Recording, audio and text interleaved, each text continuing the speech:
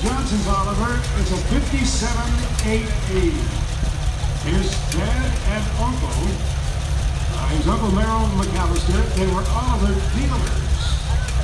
And that kind of makes it a strong connection, doesn't it?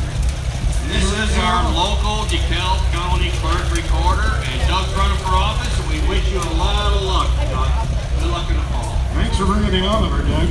All those were made in Charles City, Iowa.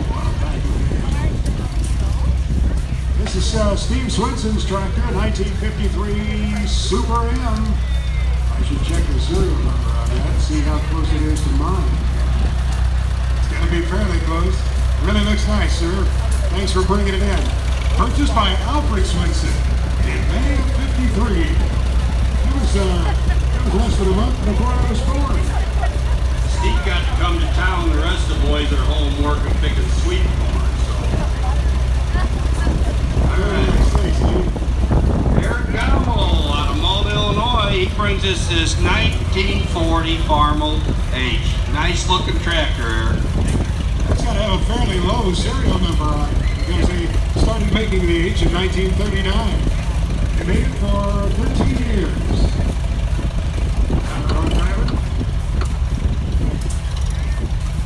And Bob Gomel is coming along with the 53 Super M.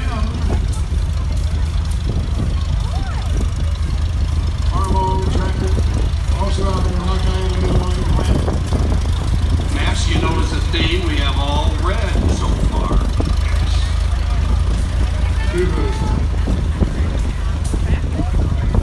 Boy, this is a beachy looking truck. This is unique. This is a 1951 Ford. That's an F7 big job. That comes out of Mount Morris, and Barry Rittenhouse has brought it. Thank you, Barry, for bringing that. Trucks were... Hey, that would look good. Well, you must have stood out along the road with the other boys trying to get me to pull apart. I did. No, that's done now. George Everly has this Farmel Super MTA. That's a great tractor. I don't think they junked those tractors. I don't think any of them got put in the junk pile. It's a Hinckley tractor, made in 1954. It's got that toolbox on the side. I'd like to rummage through that toolbox just to see what's in it. I bet there's some gloves in there. Maybe part of a sandwich or home candy bar.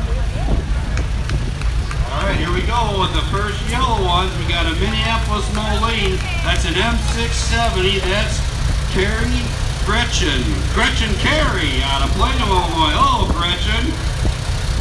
1966. Good looking colors on that Mini. That was a big tractor when it came out in the field. And Bill Cass is coming along with another Minneapolis Moline. This is a 1953 G. And has this always been a family tractor? Yeah, that makes it pretty special. Normally there's a bunch of those half tractors, you know. Where's the rest of your tribe? Somewhere here, all right. Normally there's 5 or 6 of those half tractors. All right, Dean Lyons, he's from Kingston. That's a 1959 Alice Chalmers D14. Nice looking tractor. You know, it's a nice size too. You can take it around a lot of shows. You can trail it pretty easy. Got his SMP emblem on the back there. Oh, here's a Case SC. And is this Wayne? Wayne Gatlin. The 1940 SC. Brings us from Earlville. You see that bar on the side? That's what they call the chicken roost. The chickens would roost. Stephen Tordai out of Earlville, another 1950 Farmel Super H. Boy, there's a lot of those Farmels still on the farm working today, running augers or mowers, or a lot of those older tractors holding up well. Not exactly the stock muffler. There's his pop. How are you, man? Good to see you, Andy Tordai from Earlville. That's a 54 Super MTA. See what I said? Those Super MTAs are around yet after all these years. All right, here's the first tractor of the Serena Mafia. I think they all came riding up yesterday. I heard you got wet yesterday coming up. That's what, 2-3 years in a row?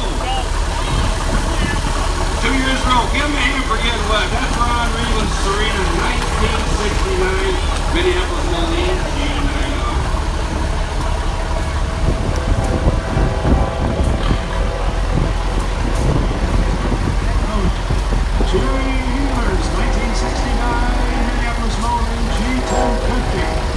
That's a good looking tractor. You know that young man, don't you, Sean?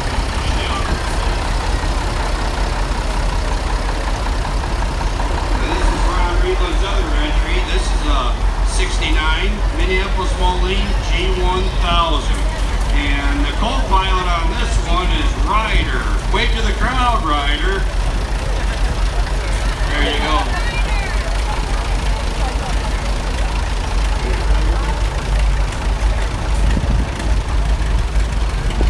This is Roger Knight from Sheridan with a 1936 John Deere A. Valedictorian 1966, right?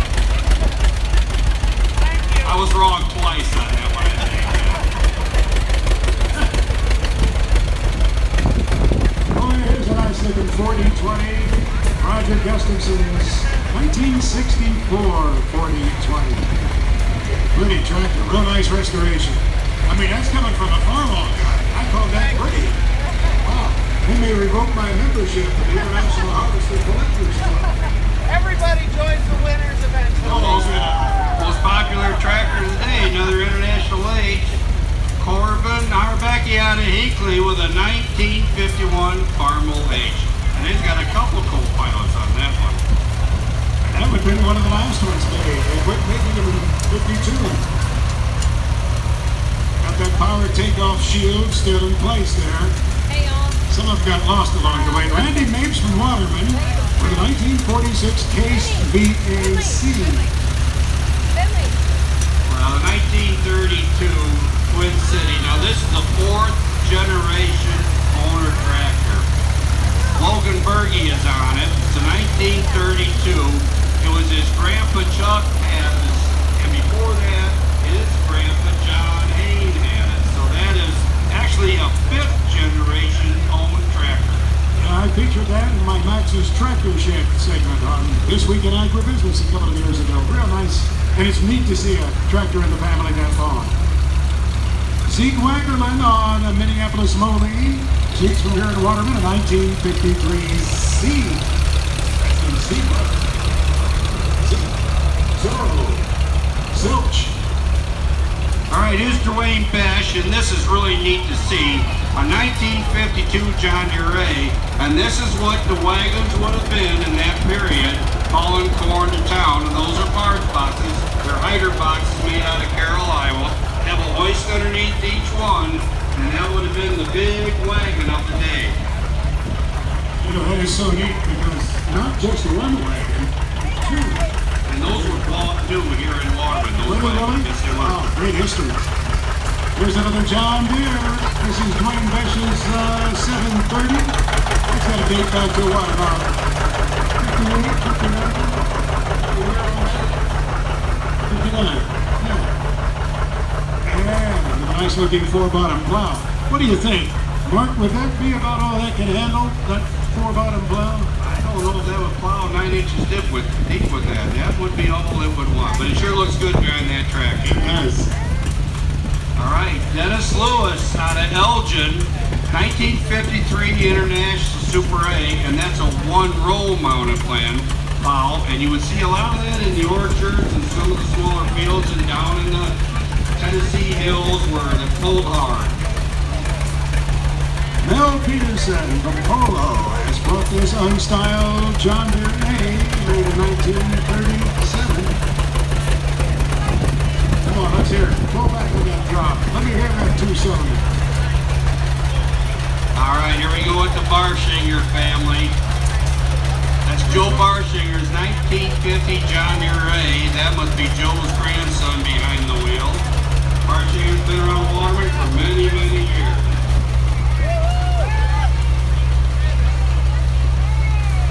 I tell you what, this 706 is one I admired a while ago. Kevin Hickney, 706. with a tractor radio on the right fender. Today. That was an iPod. This one is also pulling a 4-bottom plow. International Model 70 plow. Got the right hat on today too. Go Cyclones. Alright, a Minneapolis Moline Model U is our next one. That's Mark Huff out of Waterman. That's a 1950 Minneapolis. It's a nice color. Orange, a harvest orange. Here's a John Deere A. Mark Huff from Waterman owns the tractor. It's 1943 John Deere A. Alright, next up. Waterman. Young man here out of Waterman, Paul Sawyer. Hey Paul, hold up just a second. Now there's something special I need here to talk to today. you. That's a I don't even know how to get on a John Deere. How do you get on a John Deere? Oh, there's a step. Oh, let's see. What's this thing? Aren't you proud I was able to get up here with you, Paul? Hey, give that. Somebody gets a picture. No, don't get a picture of that. Get a picture of this. Well, there's quite a few John Deeres here behind you. You own a couple more? How many do you have altogether? Well, we got 4 here right now. That's not what I asked you. How many do you own altogether? Quite a few. Boy, he's hedging that, isn't he? He didn't want to come out with that number. Well, who are these guys behind you? Who's on the John Deere tractors behind? That's my son Kevin and my 2 grandsons, Wiley and Aiden on the road. It's been a family affair for a while, hasn't it? And we got an egg. What was your first John Deere, Paul? 730. There's a 730, the first one. And I grew from there. Would it pull a 4-bottom plow? Yeah, We got confirmation of that, Mark. right. Well, it's great to see you as always, sir. You always brighten the day when you show up. You bet. Here, Paul. Now, I'm going to figure out how to get off a John Deere. We got pictures of Max Starm on a John Deere, though. That's pretty good. We can use those. Hey, give him a hand for having 3 generations of Sawyers here today. That's a big deal. Well, this is Kevin. This is Paul's pride and joy. Everybody wave to Kevin. Kevin wave to everybody. There you go. That's a 1959 630. He's You know got them all looking good. You know what I noticed also, Mark? Janice's name is on the nameplate on that, along with Paul's name. Well, that's a very big important. Keep Janice happy. That's Wiley on a 530. Yep. Good visit with the Wiley. He's helping mow the roadsides this summer. This is the other grandson, Aiden, and he's on a 1960 John Deere 330. Again, thanks a lot for the Sawyer family for bringing all that in. Oh, another round of applause to those folks.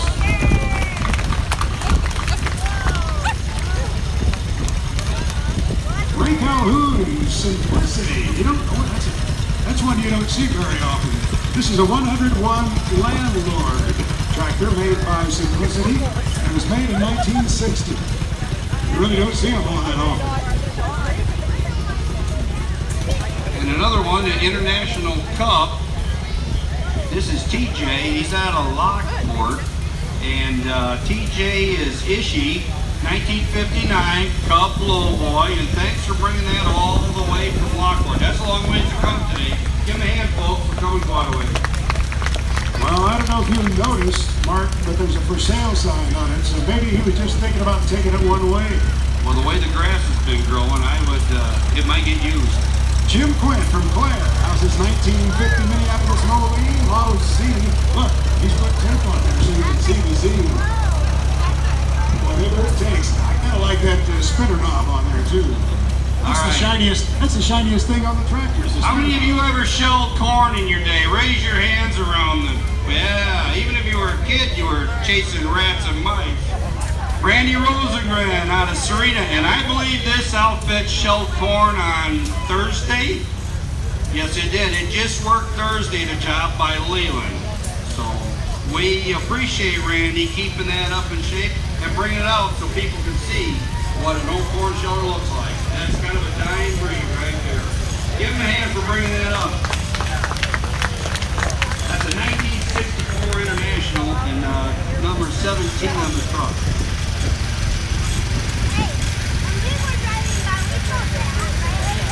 And here's a John Deere tractor from Chamonix. It's a Model 140 made in 1973. Carson Underwood has that. Look at that little plow on there, too. Carson get a job doing gardens in the spring and all that. And that's fueled up on one side, Max. You know, in the DeKalb County soil, that might do a wheelie when you drop that plow. Now this is unique. This is Les Latimer on a Seneca. That's a 1980s home-built Plainsman. 4x4 on 2-bottom mounted plow. Very interesting. It's amazing what some guys do in their shops. Here's a nice looking Farmall 450. I always like the paint on these. They look so good. Rick Peterson from Geneva has this tractor. It's a 1957 model, right out of the Cold War era. Elvis was doing his thing back in those days. Back years ago, there was an international dealership right in there by Geneva, Batavia. But I'm sure urban expansion chased them out, but there were dealers in many, many towns throughout the Midwest.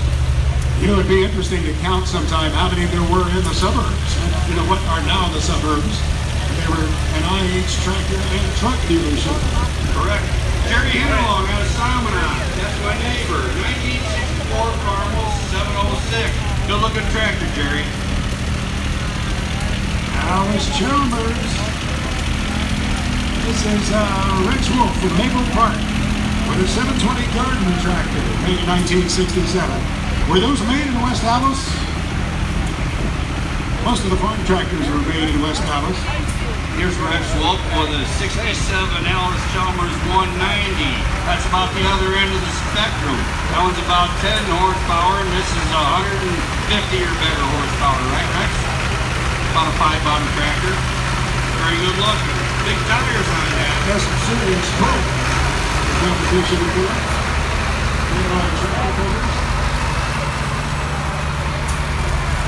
There's another Alice Chalmers. Dwight Olson from Maple Park owns this 1971 AC 190 high crop. You don't see many of those around. What if it came out of sweet corn fields? Or maybe out of sugar beet country?